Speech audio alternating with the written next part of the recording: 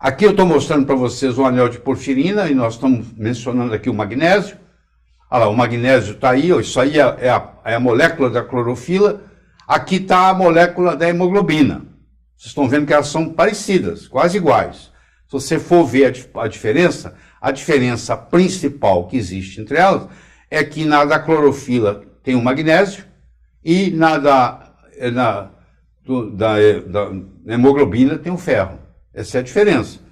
Mas o magnésio é fundamental para a nossa existência, porque é graças ao cloroplasto, a clorofila, o cloroplasto, que o mundo pôde pegar gás carbônico e transformar em oxigênio e permitir nós respirarmos este oxigênio. Então a planta pega o CO2 e transforma em oxigênio.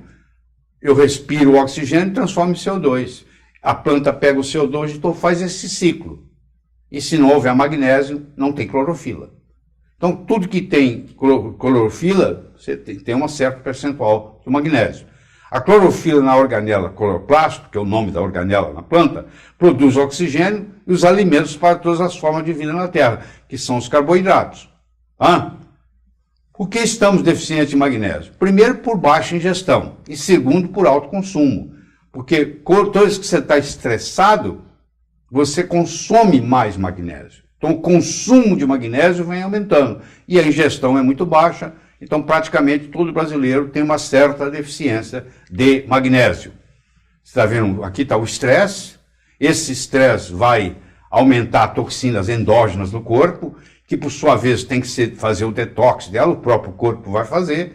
E o corpo, para fazer o detox dessas toxinas geradas pelo estresse, porque, por exemplo, as catecolaminas aumentam, o cortisol aumenta, isso tem que ser metabolizado. Isso, em doses excessivas, vira toxina. Então tem que fazer o detox. Para fazer o detox, precisa de aumentar a glutationa. E para produzir glutationa, eu preciso de magnésio. Então o estresse acaba diminuindo a disponibilidade no meu corpo de magnésio. Fica bem claro aí para você o mecanismo. Certo? Então o magnésio, ele aumenta a produção de glutationa, que aumenta a capacidade de detox, que pode fazer o detox de mercúrio, pode fazer o detox de chumbo, de arsênico, etc. E aqui eu tenho uma célula, só para vocês entenderem o mecanismo. Esse preto aí é o núcleo da célula, o amarelo é o citoplasma. Então tem uma célula aí. O magnésio é intracelular, isso é muito importante você saber. 99% do magnésio que você tem no corpo está dentro da célula. Ele é intracelular, enquanto que o cálcio é predominantemente extracelular.